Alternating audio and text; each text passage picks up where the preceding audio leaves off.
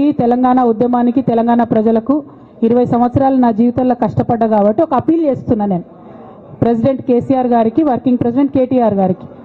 మన కుటుంబాన్ని విచ్ఛిన్నం చేసి పార్టీని హస్తగతం చేసుకోవాలనే కుట్ర జరుగుతుంది. దాన్ని తిప్పికొట్టండి.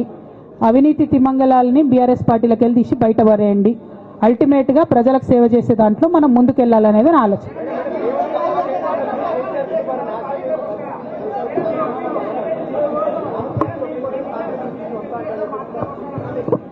ఇక్కడ ఇంకో మాట చెప్పాలి బ్రదర్, నేను నిన్నటి నుంచి పేపర్లలో నేను ఈ పార్టీలో ఏరుతున్నా, ఆ పార్టీలో ఏరుతున్నా అని వచ్చింది.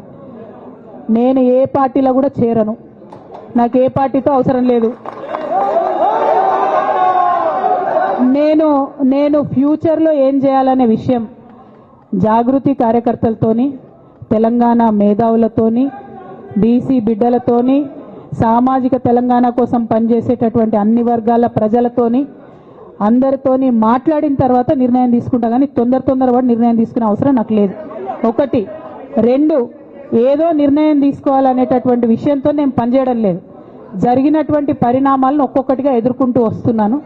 నిన్న జరిగినటువంటి పరిణామం చాలా కీలకమైనది, నా జీవితంలో అత్యంత ముఖ్యమైనటువంటి పరిణామం. కాబట్టి చాలా ఆలోచించి, ఆచితూచి, అల్టిమేట్గా తెలంగాణ ప్రజలకు లాభం జరిగేటటువంటి నిర్ణయం తీసుకుంటా తప్పితే నా కోసం నిర్ణయం తీసుకోవాల్సిన అవసరం లేదు.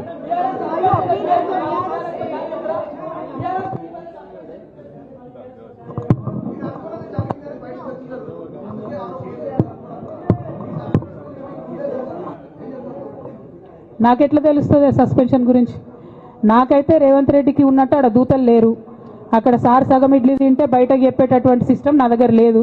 సో అక్కడ ఏం జరిగిందో నాకు తెలియదు, ఎవరు నా గురించి ఏం చెప్పారో నాకు తెలియదు.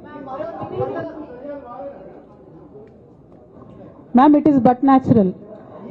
అమ్మతోని మాట్లాడకుండా ఎవరైనా ఉంటారా? First of all.